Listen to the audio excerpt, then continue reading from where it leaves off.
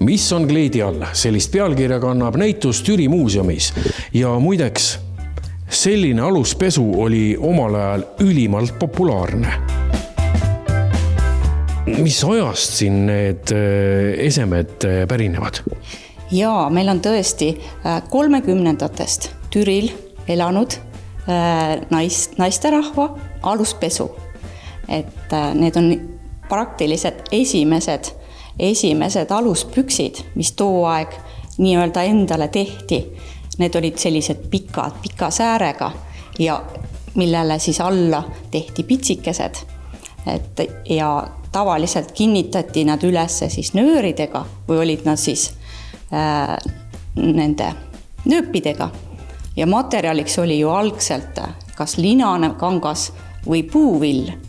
Et eks neid valmistada oli keeruline ja nad vastu pidasid ju vähe. Ajaloost on teada, et mehed ei olnud algselt üldsegi nõus, et naised aluspesu kannavad. Tol ajal oli see suurilmadaamide teema. Näitlejad ja lõbunaised kandsid selliseid asju ja korralik naisterahvas loomulikult ei sobi kanda selliseid aluspükse.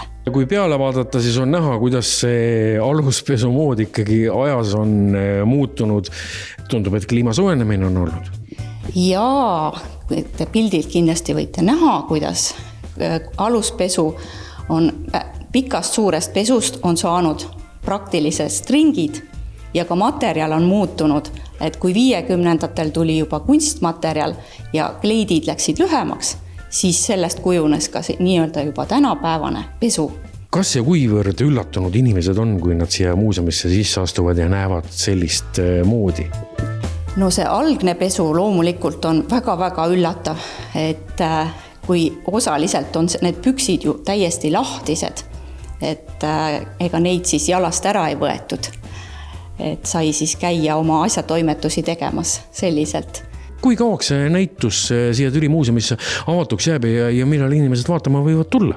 Jaa, näitus jääb avatuks septembri keskele, nii et terve suvi ootame külalisi ja oleme avatud teisipäevast laupäevani 10-5.